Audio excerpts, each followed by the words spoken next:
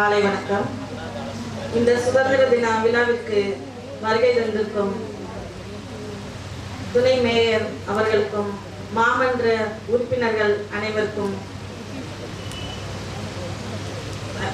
ME sir, ஆணையர், manager madam, SO sir மற்றும் நகராட்சி அலுவலர்கள் அனைவருக்கும் என் வணக்கத்தை தெரிவித்துக் கொள்கிறேன். நூற்றாண்டு கண்ட பழமை வாய்ந்த மன்னர் ஆண்ட பூமி இந்த நகராட்சியை மாநகராட்சியாக தரம் உயர்த்தி கொடுத்த தாயுள்ளம் கொண்ட மாண்புமிகு முதலமைச்சர் அவர்களுக்கும், சின்னவர் அவர்களுக்கும், அமைச்சர் பெருமக்களுக்கும், மாவட்ட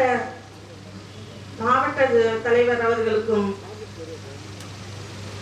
நகராட்சித்துறை அமைச்சர் KN நேரு அண்ணன் அவர்களுக்கும், சுற்றுச்சூழல் துறை அமைச்சர் அவர்களுக்கும், சட்டத்துறை அமைச்சர் அவர்களுக்கும், மாவட்ட செயலாளர் அவர்களுக்கும், மாநிலங்களவை உறுப்பினர், சட்டமன்ற உறுப்பினர் அனைவருக்கும் என் நன்றியை தெரிவித்துக் கொள்கிறேன்.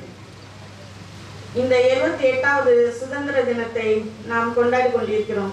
இந்த சுதந்திரத்திற்காக பாடுபட்டவர்கள் நிறைய பேர், அவர்களை நினைவு கூறும் வகையில் இந்த சுதந்திர தினம் அமைந்திருக்கிறது.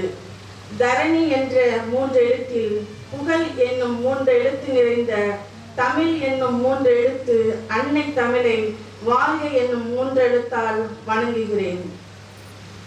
இந்த சுதந்திர தினத்தில் இனம், மொழி, ஜாதி, மதம் எல்லாவற்றையும் அப்பாற்பட்டு இன்று ஒன்றுபட்டு வாழ்ந்து கொண்டிருக்கிறோம்.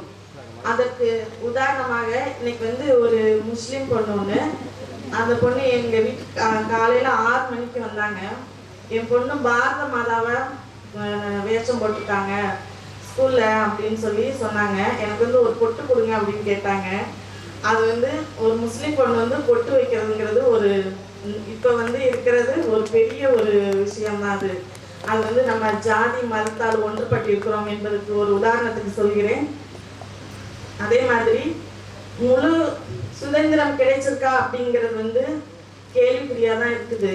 பெண்களுக்கு முழு சுதந்திரம் இன்னும் கிடைக்கவில்லை என்றுதான் சொல்ல வேண்டும். 2 நாட்களுக்கு முன்னாடி நான் ஒரு செய்தி படித்தேன். அதில் கொல்கத்தாவில் ஒரு டாக்டருக்கு படித்து கொண்டிருக்கும் பெண்ணை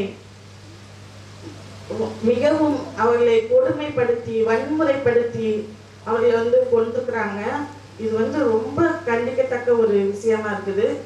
இது மாதிரிலாம் நிறைய நடந்துட்டு இருக்கு. இந்த மாதிரி விஷயங்கள், பெண்களை ரொம்ப வன்கொடுமை பண்றது, இது இவங்களுக்கு ஜெயில் தண்டனையெல்லாம் கொடுக்க கூடாது, நேரா தூக்கில் போட்டுடணும் இந்த மாதிரி பண்றவங்களெல்லாம் அப்படிங்கிறதா என்னுடைய கருத்து. இது மிக விரைவில் சீக்கிரம் நடக்கணும் என்று நினைக்கிறேன். நன்றி, வணக்கம்.